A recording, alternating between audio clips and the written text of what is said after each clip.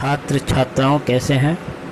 मैं डॉक्टर धर्मेंद्र कुमाराम, सहायक प्राचार्य इतिहास, लक्ष्मी नारायण रामेश्वर संस्कृत महाविद्यालय, Jaidevpatti, Darbhanga.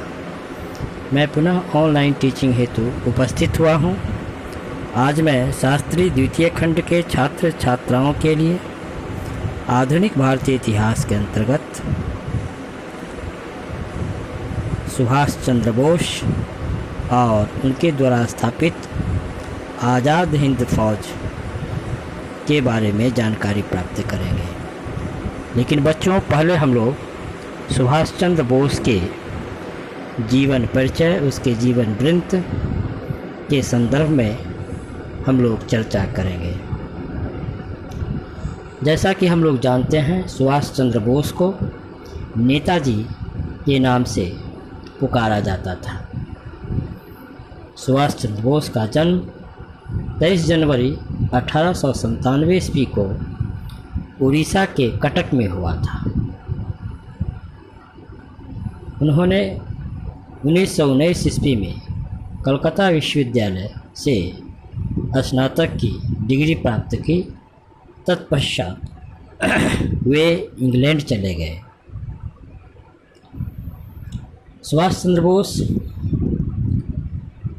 Indian civil services, जो ब्रिटिश शासनकाल में काफ़ी कठिन परीक्षा होती थी और यह परीक्षा लंदन में आयोजित की जाती थी, इस कठिन परीक्षा में उन्होंने 1920 ईस्वी में इस परीक्षा को उत्तीर्ण किया और इंडियन सिविल सर्विस की परीक्षा में योग्यता क्रम में वे चौथे स्थान पर थे। लेकिन अंग्रेजी सरकार से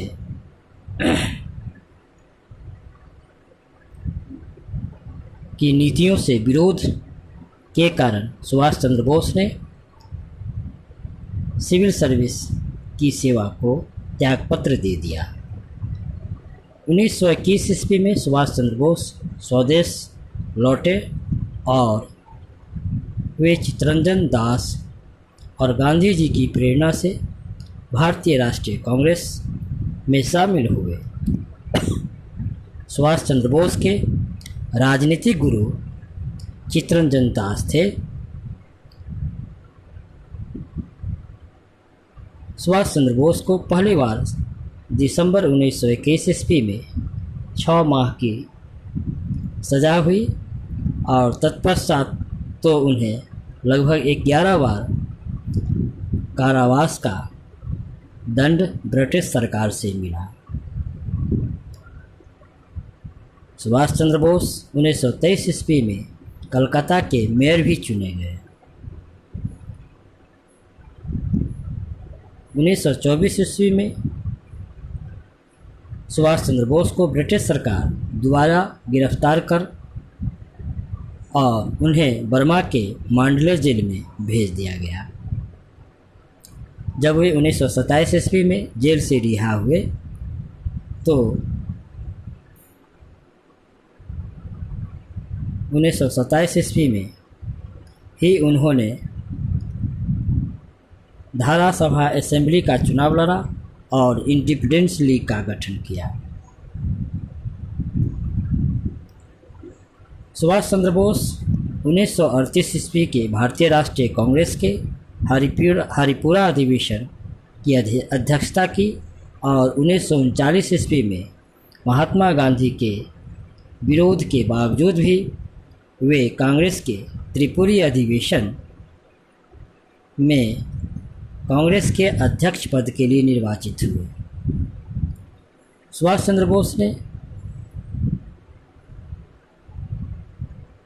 अपने अध्यक्षीय भाषण में सुझाव दिया कि स्वाधीनता की राष्ट्रीय मांग एक निश्चित समय के अंदर पूरी करने के लिए अंग्रेजी सरकार के सामने रखी जाए और ब्रिटिश सरकार द्वारा निर्धारित अवधि तक मांग पूरी न करने पर सविनय अवज्ञा आंदोलन और सत्याग्रह आंदोलन शुरू कर देना चाहिए। लेकिन कांग्रेस कार्य समिति के बहुत सारे सदस्य जो महात्मा गांधी के कट्टर अनुयायी थे, के निरंतर विरोध के कारण सुभाष चंद्र बोस को 1939 ईस्वी में अध्यक्ष पद से त्यागपत्र दे देना पड़ा।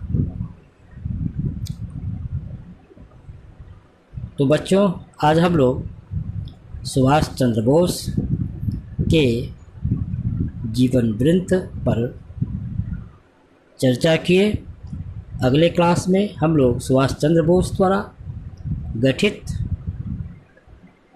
फॉरवर्ड ब्लॉक पार्टी जो 1939 ईस्वी में किए थे, उसके संदर्भ में हम लोग बातें करेंगे। धन्यवाद।